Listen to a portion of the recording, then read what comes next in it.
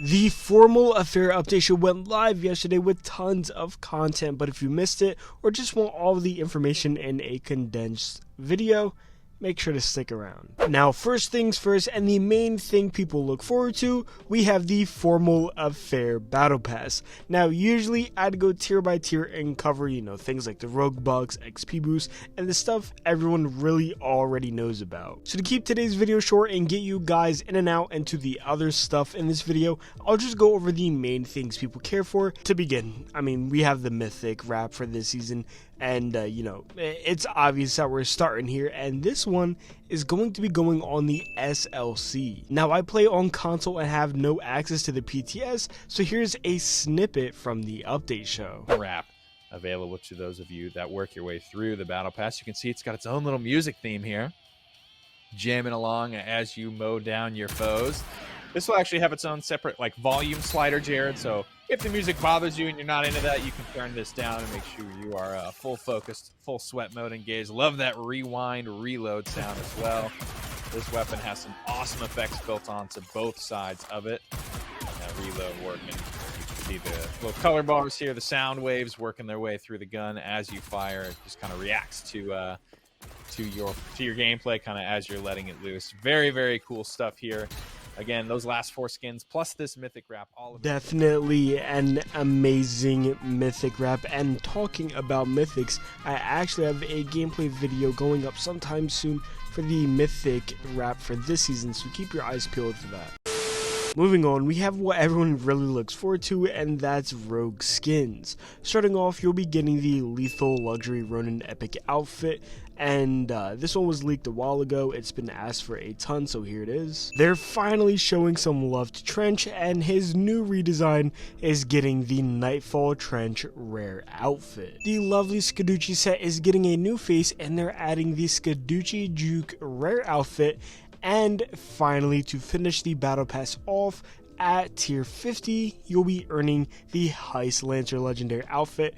And if I'm being totally honest, I actually thought this was Kestrel at first looking at it, but no, this is Lancer. Cosmetic wise, this season definitely stacks up with season 4 skins personally, but let me know what you guys think down below in the comments. The battle pass is always usually the major selling point of seasons, so it's interesting to know your guys' thoughts and opinions. Moving on, we actually have a major change coming to the map Glacier. There's always been problems flanking or dying in a respawn mode like Strikeout because it takes ages to run around the map to get back to the objective. Well, in the formal affair update, they're actually cutting right through the middle of the map, so both sides are easily accessible and players can run between both sides of the map within seconds. With doing this, they've also gotten rid of the stairs. The underside of the boat is still accessible, but as you see, there's no more stairs, nor is there even a need for them anymore, really.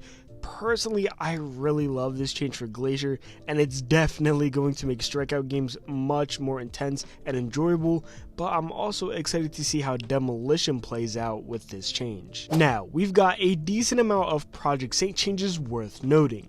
Firstly, we have the weapon mastery coming out for both pistols and melees, and I've already made an entire video breaking this down, but it's extremely simple.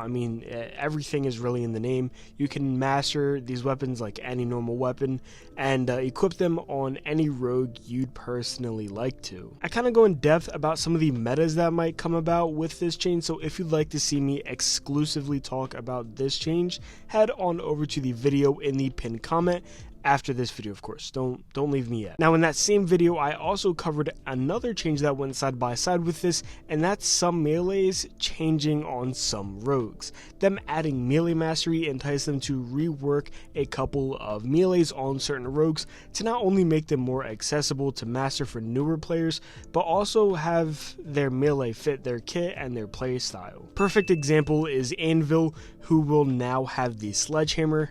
Anvil definitely seems more like a sledgehammer guy to me.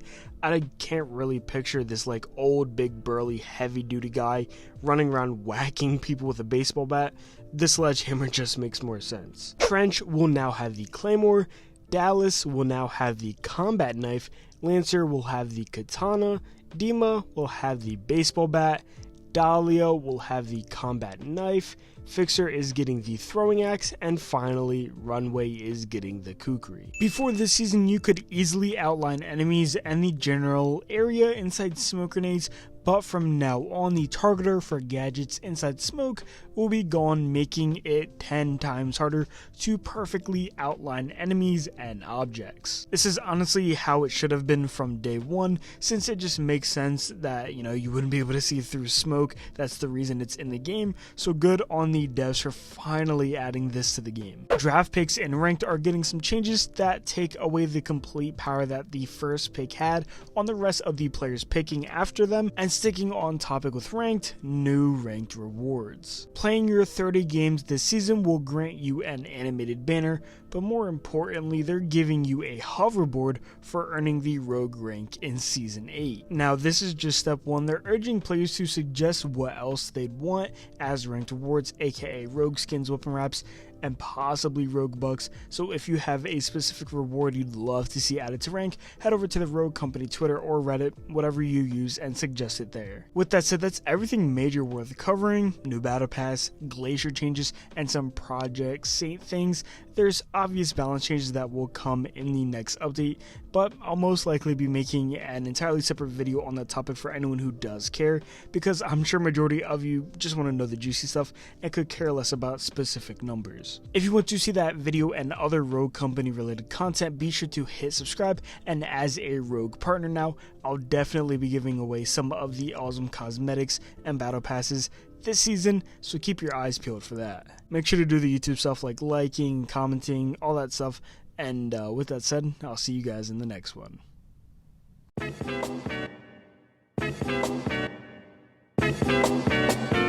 Critic of the Normal.